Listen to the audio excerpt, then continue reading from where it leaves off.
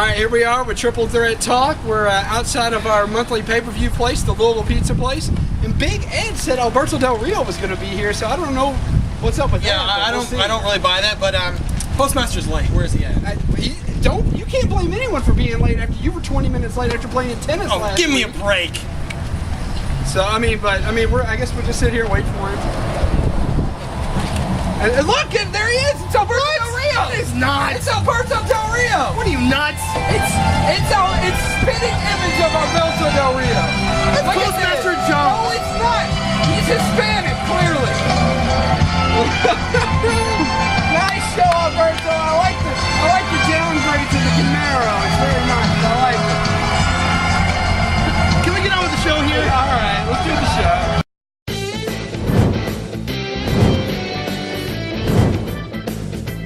And welcome everybody to another exciting edition of Triple Threat Talk. In today's show, we're going to be talking about Women's World Cup, the end of the NFL lockout, and also the unforgettable week of professional wrestling. I've never seen anything like it in my lifetime, for sure. I mean, really? Does anybody else even have a chance? I mean, come on. And the thing is, before we get into the wrestling, we've all grown up through the eras, the Federation years, the Attitude Era, and now this. This seems like something that would happen in the Attitude Era. It really does, and I think what's happening is they're finding themselves straying away from the PG rating because the whole thing was political anyways. We all know that, and it's working to their benefit. And like you said last week, TNA can't touch them. No. And now especially not. They definitely, TNA might as well just sell off their shares and just end business while they still. It just seems like, of course, in business, you're not going to do everything perfectly. It doesn't happen that way. But when WWE does things the right way, they do them better than anybody. Right. Of course, they've done things in the past where it's like, are you serious, or did you really think about it before you went through that with that idea? But when they do stuff like this, you take a step back and notice, like, wow, they really know what they're doing. They absolutely know what they're doing. I mean, they've been doing it for a long time, and it just goes to show you that when they really concentrate and they really try to do what I know that they're always capable of doing, that it puts on an unbelievable show. I mean, from the whole beginning of this storyline to the culmination to the storyline to what happened last night on Raw, it was all amazing.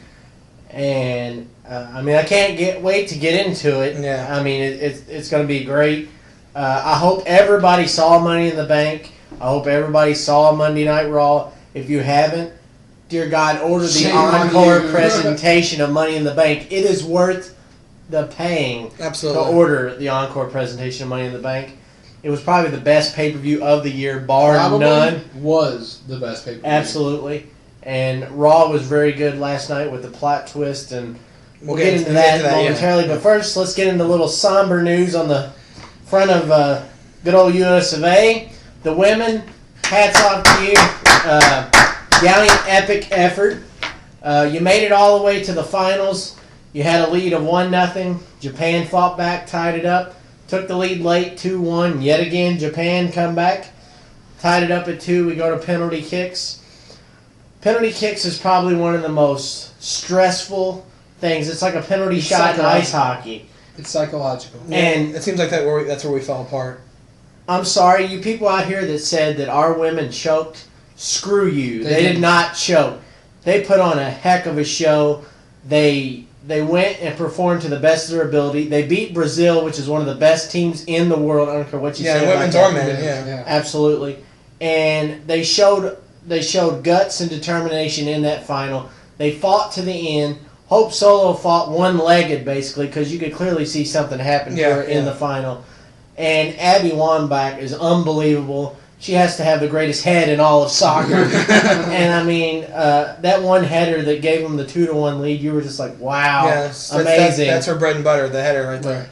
So, but, I mean, yet again, hats off to Japan, though. Congratulations to them for winning the World Cup. At least they get some kind of, something to go their way since the tsunami. They've had a hell of a year with the tsunami, with the power outage, with the nuclear radiation. They've had, It hurts to see the U.S. women lose, but for sure, if anybody else in the world was going to win, I would have been happy with you. Right, absolutely.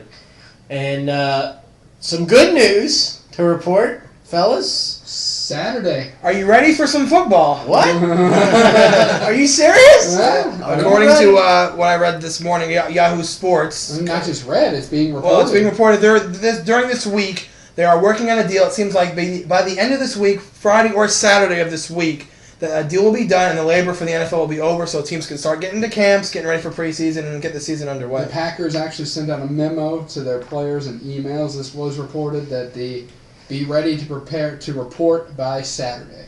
Yeah, so Tony Romo, I know you finished second in the Celebrity Golf Pro-Am this past weekend, but it's time to get back to work, buddy. Time to get back to work. And I cannot wait. I mean, let's go. I'm ready for some football. I can't wait to get with you guys and break down the teams, break down the Steelers, the Colts, the 49ers, the Jags, the Seahawks. And we are going to do a show about that. And we'll let you guys know, we'll let our wrestling fans know when that show is in case you don't care about football, so that way you can just kind of skip that one. But I'm telling you, this show is going to be chock full of good stuff when football rolls around. Oh, absolutely. You got football. You'll have college football. You have college basketball coming soon. Major League Baseball playoffs. I mean, all this is coming up soon. And, I mean, it's going to be a great, great year for sports, especially now that it seems we are going to get our football. Thank God. I don't know what we do without football in the fall. You know what's going to make the year even better? What's that? No NBA. It's going to make the year so much better. Well, I read something today. The schedule did come out saying the Celtics would play the Heat in the opener, but I don't know what's going on with that. And I also seen the rematch of the finals was on Christmas Day. Yeah. So, but we'll see. We'll see what the NBA does. We'll see what happens with that. But yeah, good to have football back in the lineup coming up soon. So. Absolutely. So, guys, it's time. It was kind of a light sports week. Yeah, it was. It couldn't have been a better week. Wait a minute. Do you know what this means? What? I didn't talk about tennis. What? You just mentioned it, though. You just mentioned it. You failed. We could have went the whole episode without you mentioning it. With the exception of the skit, at the beginning of the show. What skit? What skit? That What are you talking about? That really happened. Oh, okay. Anyway, enough of that. Let's get on to the week that was professional wrestling. It was pretty epic for those of you guys that did not see Money in the Bank, like Postmaster said. Get it, because it was amazing. It's worth every penny. It was definitely the best pay-per-view of the year. Although I think Big B thinks WrestleMania. Well, it's because I was there, and it's like if you go to pay-per-view, regardless of watching it at the same time, the experience of not just the event itself, but the whole weekend, just being there and like what happened with the pay-per-view itself, just seems like something to experience. And the experience of WrestleMania was a great big thing for me. Right. So. Right. Money in the Bank, which by the way, me and Big B here. 5-1. And I went 4-2 because Awesome of my prediction of Alberto Del Rio. Although it's excusable though. It's an excusable one because, like last night, that's the only thing. To me, that's the only thing that they've done slightly wrong. I'm not even going to say they've done it wrong. Right. It's a slight. They did do. It didn't make any sense to me because he's already got his title shot anyway. So why have Alberto Del Rio win the Money in the Bank match? Because he already had won the match. Right, so it seems like from your standpoint, watching it, you seem like, oh, this is an easy win for Kofi Kingston. There's no, you know what I'm saying? There's no ifs, ands, or buts. And then last night on Raw, skipping ahead a little bit, but just to justify a point, skipping ahead on Raw, he's in the tournament that they had, and I'm sitting there like, what's the point of this? That's the only thing that puts a damper on the whole thing. But overall, the week in wrestling gets a 99.999%. It seems like absolutely. Yeah, it seems like Money in the Bank was the fans' pay-per-view. Pretty much everyone that won was like, everyone wanted these people to win. It's no one that you didn't want to see win. John Cena didn't win. Stuff like that. Things you wanted to see. Right. So. And I mean, to kick it off with the Money in the Bank match, what better way to kick off the Money in the Bank pay-per-view? Yeah, really. To have one of the Money in the Bank ladder matches to kick off the show. The SmackDown Money in the Bank was awesome. I think it was better than the Raw one, in my opinion. I think it was. It was really good. Sin Cara carded off. He was hurt. We later find out that 30-day suspension. 30-day suspension. He violated WWE's wellness policy. Don't do drugs, kids. Yeah. And the thing that gets on my case about that is like, if someone like say, this for example, Kane did it. Okay, he's been there a long time. Maybe they cut him a break or whatever because he's been there. Right. Sin Cara hasn't even been there for 5 months already. He's already in trouble as it is. That's I mean, what did I say in earlier shows too? Cut your losses because of his his capacity to maybe hurt himself and definitely hurt others. Captain Botulism. And now he's having a lot of problems getting adjusted. I like Sin Cara. I think one of you mentioned it at the pay-per-view on Sunday is that he's used to a faster-paced style of wrestling because he's wrestled in Mexico. In WWE, it's not as fast-paced. You have to slow it down. He's still not used to that yet. So I don't know if they're going to send him back to FCW to learn how to slow it down or what they're going to do with him once his suspension is over.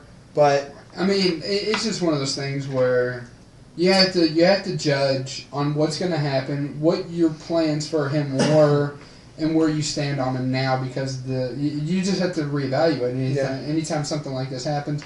To take a step back, look through the crystal mirror, and just I mean, the crystal glass. I know Triple H brought him in himself because he was doing new talent searches, right? And I bet he's probably talked to him saying, look, we like you. We want you to be successful in this business, but you got to follow the rules. I put my neck out for you. You got to follow what goes here. And like you said, it's nothing against Sin Cara. No, of course I not. like him. I mean, he brings a lot of energy, a lot of excitement. Yeah. And to many surprise, definitely to mine and Big B's surprise, and maybe even to the doctor's surprise. Daniel Bryan. I mean, hats off to Daniel Bryan. He won the SmackDown Money in the Bank. It was good times. I mean, totally unexpected. As you mentioned in the past, he was the mid-card U.S. champion. Now he's the Money in the Bank. Absolutely. So your point is well taken. And I do want to take a point here, to a quick second to address a viewer, Gold Izzy. You wrote last week, and I know who you are. Hint, hint. You took a point last week. You took a moment to say that mid cards are worthless. Well, take a look at this. I mean, we can have a discussion on the cell phone about this if you want, but the point is the mid card title.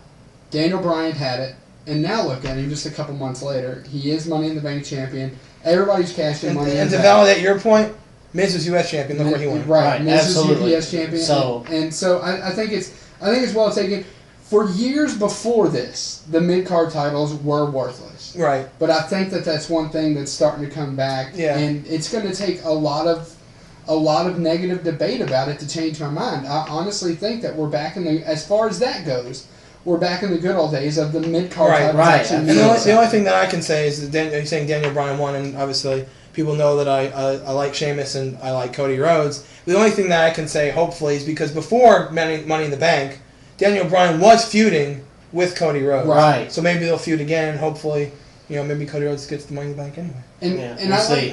And also, another thing, the top two finishers, if there was a second place, it was going to be Wade Barrett. It really was. Because that was the person that the Daniel Bryan he was pushing close. out. I really thought towards the end Wade Barrett was going to take it. And when you look at these matches and what the WWE does, for sure, they know what they're doing. When the last time you see somebody in a match like this, counts that what their standing is within their particular brand. Absolutely. And I think that shows that Wade Barrett is second or third in line for the title shot. Mm-hmm. Maybe looking too much into this, but it is for sure what they have done in the past. Right, exactly. Absolutely.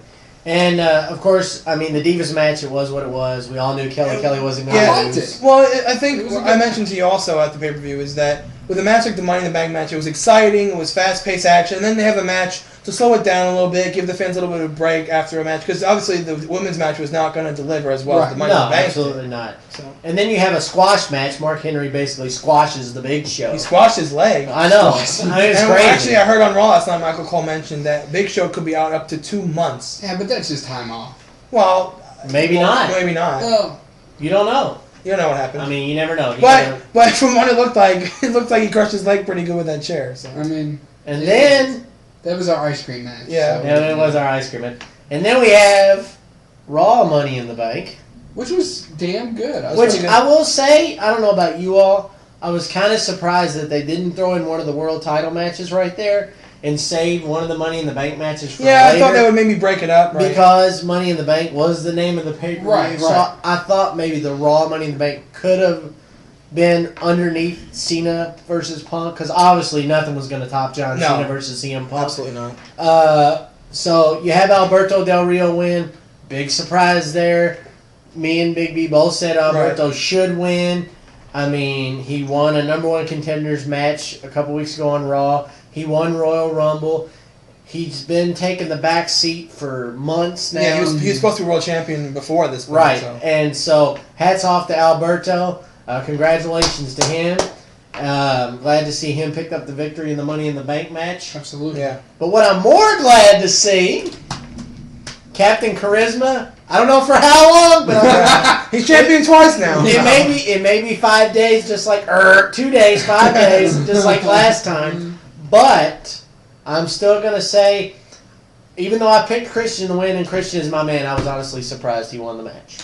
I'm surprised he won like that, because I figured, obviously, from that standpoint, it doesn't seem they want Christian to be a credible champion, because Christian didn't win on his own. Orton kicked him in a very specific area. Right, absolutely. After Christian spat in his face, which that was like, but whoa. Look at what happened there, though. Christian played with his mind. I mean, to me, everybody's saying that Randy Orton, everybody was saying that the WWE is breeding Randy Orton to be kind of the next cerebral assassin, okay? So, because no one else is going to take that title away from Triple H, but I guess if anyone's going to get close, it was Randy Orton. But what does it show that Christian was actually that they showed Christian being able to play with his mind, spitting in his face, getting into his head, enough for him to elicit that kind of he had those voices in his head saying, you know what, I don't care anymore. And he went berserk after I kind of felt bad for Christian. It's like, congratulations, you're the world champion. Randy Orton beat the holy hell out of him. He gave him 2 RKOs on the announce table. And he didn't break. I know. That was nasty. So Christian could enjoy his world title after he's wakes up from getting knocked out by Orton. I mean, come on, guys. We know that these moves, the way they do them, they hurt. But the way they do them, it's minimal. It's minimal impact. But when you got a table that doesn't break, that adds a lot to the pain. Yeah. It really does. Absolutely. And by far the best match in probably 5 years. I'm gonna put it third place. I think Shawn Michaels Undertaker was probably better. But I agree with the storyline premise. The storyline premise. I agree with your point as Michaels Taker, obviously one of the greatest matches of all time. Right. But I think even though I saw one of the greatest matches of all time at WrestleMania between Taker and Triple H, I think the best match of the year so far was indeed CM Punk and John Cena. Definitely the best match of the year, and you know where we stand on John Cena's wrestling abilities.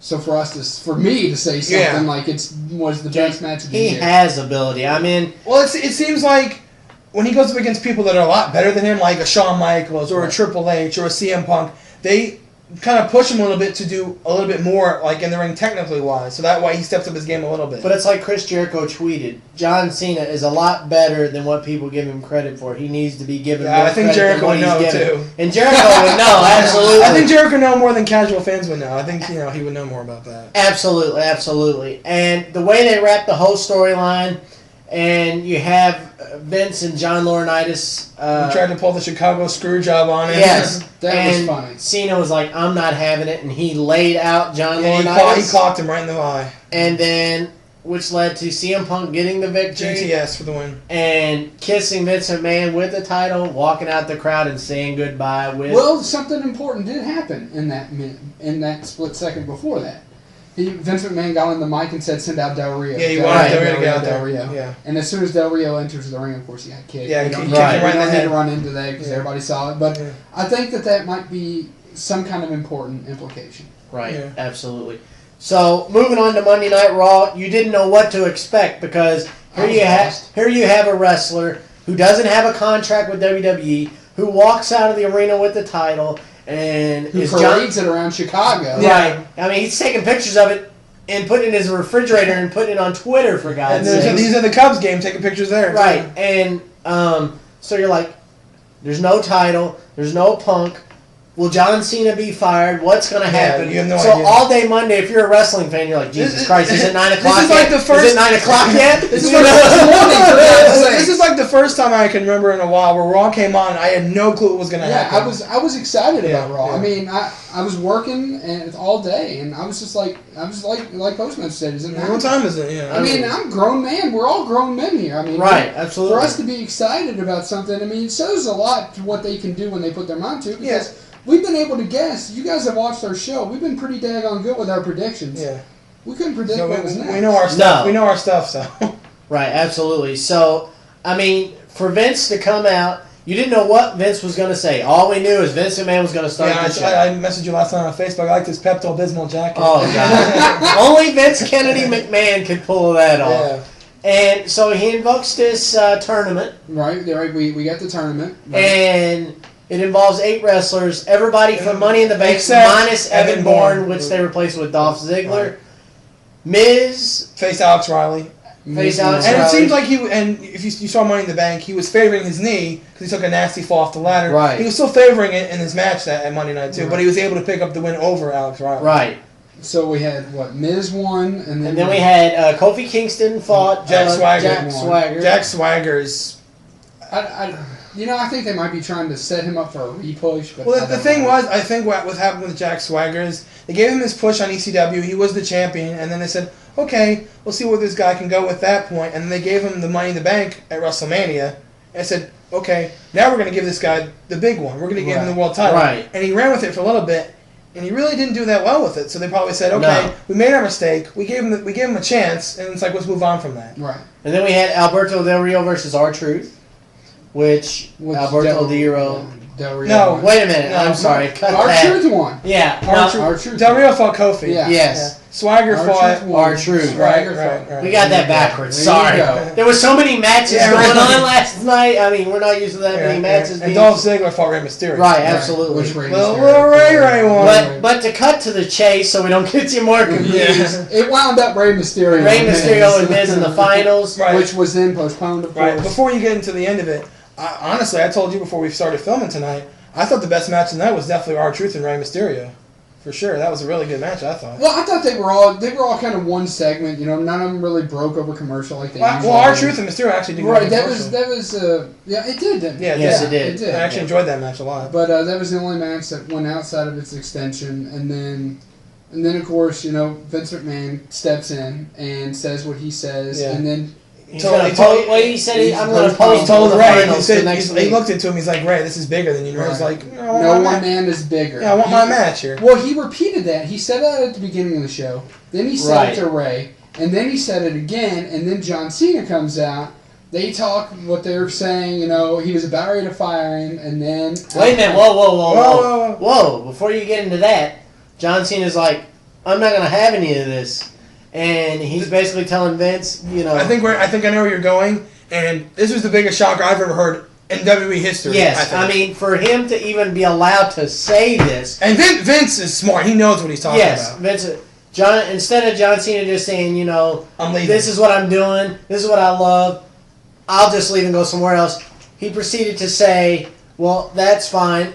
I'll go somewhere else and walk on another television show. Brother! And that was a TNA reference. Right, absolutely. And I bet TNA was probably happy about that. TNA was probably quite pleased. So there you go. That was the one time we mentioned TNA on this show because of John Cena. You can thank John Cena TNA for mentioning it on Triple Threat Talk right here. And you know what? I might actually check out TNA this week to see if they respond to it. You never know. I think it was taped last week.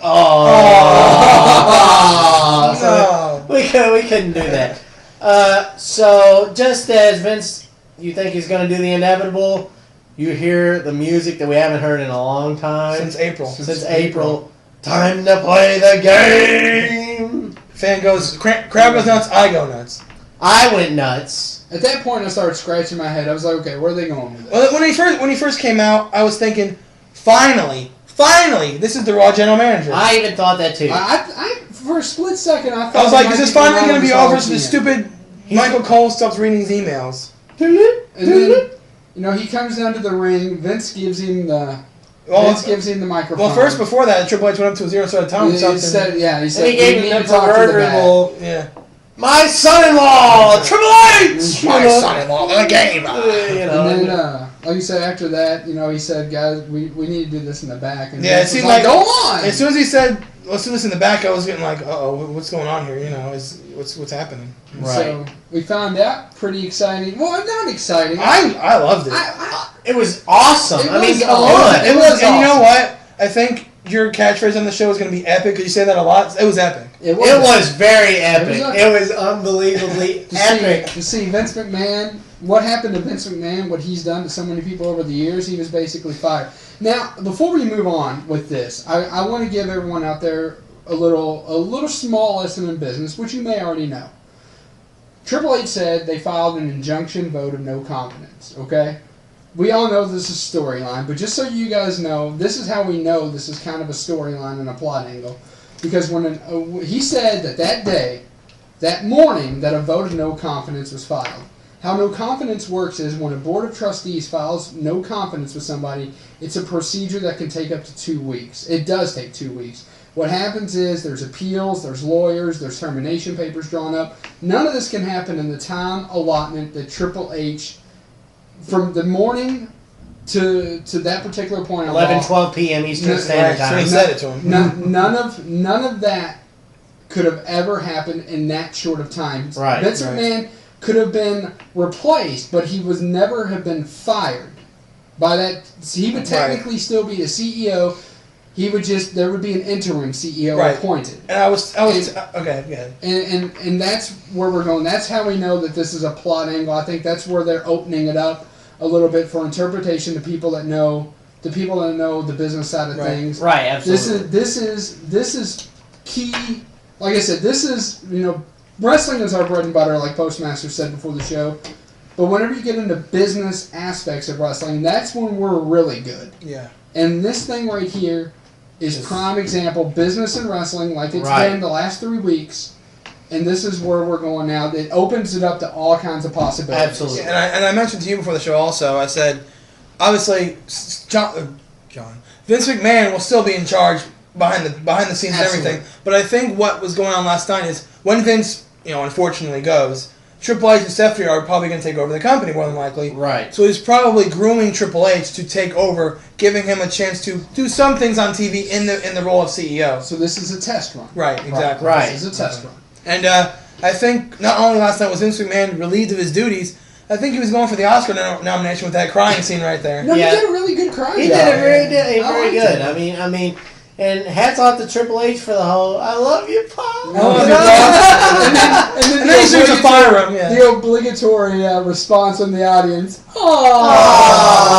And the thing was, I didn't really care for this. After McMahon got relieved of his duties, and people were saying, no, hey, goodbye, and booing him. And then people were saying, thank you. Well, the thing is, I appreciate those people. I mean, after all of the things that Vince has done for this company, whether you love him or hate him as a character...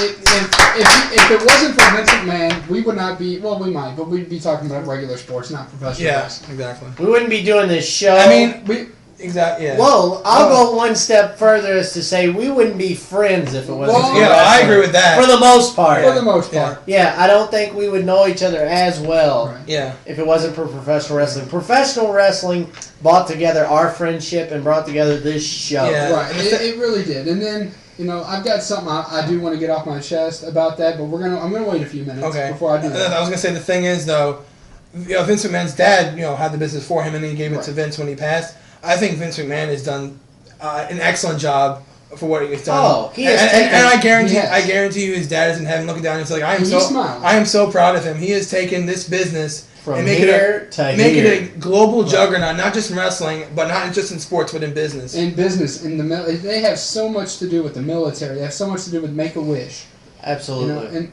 And then while we've still got a few minutes here, I do want to talk about what are some of the possibilities.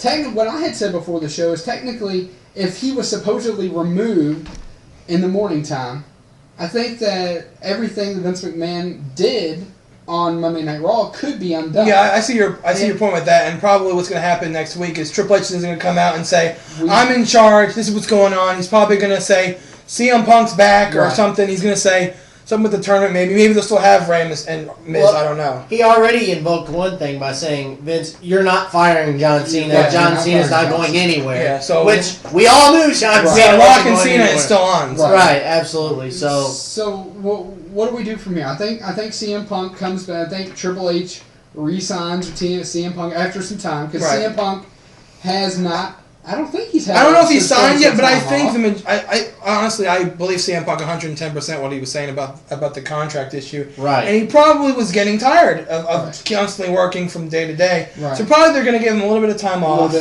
And then he'll come back probably... Hopefully, I would hope before SummerSlam. I don't think we should make any bold predictions as to what's going to happen, but for sure, Your front runners in the Raw title picture are Del Rio, Mysterio, and Miz. And CM Punk. And John Cena. Cena. Well, of course, John Cena. I mean, he gets his rematch clause, no Right. matter what. Oh, yeah, he does get his rematch exactly. clause. So he's definitely in the title picture. Yeah, I think he'll probably lose that, and he'll go do something else at that point. So, because I think he's got to focus on The Rock coming soon. So. Right. Yeah, but I think he's going to have the title when The Rock comes. I don't know if they would do that. I don't think they would risk that for. Yeah, because then. I mean, we'll get into that. Obviously, that's way down the road. Way down the road. But I mean, if you have a match between The Rock and John Cena and it's for the WWE Championship, going in, The Rock's not going to win. Right. So it's kind of pointless. The Rock's not going to win anyway. Well, I don't think. Well, we'll get into that obviously when the time comes. Right. I said it before. I think John Cena needs to win. Right. Absolutely, it makes the most sense. Yeah. He's around there. He's your workhorse. He's your face of the company. Yeah. So. See what happens this week on SmackDown with anything with the Money in the Bank with Daniel Bryan. Obviously, Christian is the new world champion. And I think I heard, I'm not positive, but I think I heard Teddy Long might suspend Randy Orton for his actions. So that kind of throws something a little bit towards Christian's way. That would throw a loop in. So Christian doesn't have to face Randy Orton again. So.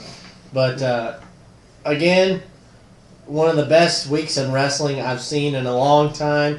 WWE, thank you. It was entertaining. Listening to the fans. Yeah. I mean, from storyline beginning to storyline end, and then the whole last night putting us on edge all day of going, what's going to happen, and then finding out. When Raw went off the air, we still don't technically know what are they going to do. What way are we going to go? And it's going to be interesting to see. Yeah, I'm ready to just keep watching every week and see what's going to happen. See how it all plays out. I mean, we got SummerSlam coming up, which is one of the big four. I mean, they're just moving right along here. I don't think Keep this train going. I don't think I've been this excited for WWE in quite a while. It's going to be an exciting roller coaster in the next few weeks. Yeah. Right. So I think that about wraps things up for today. I said I was going to do this. Oh, okay. And I don't want to take too much time because we're going to run over. We already are a few seconds over. But Postmaster said something. He said that our friendship was it came really forged over professional wrestling, and that's not really so much of a silly remark because I know people are out there like, what, really? Because friendships are forged in prison. When people go to prison, friendships are forged. Friendships are forged in some weird places. We had a comment made to us at the, and you know who you are, and you're probably watching. We take this way too seriously. He said, I do this for a living. It was somebody very involved in the local wrestling thing, in the local wrestling show. I'm not going to say his name because I don't want to do it justice, but I do want to address it.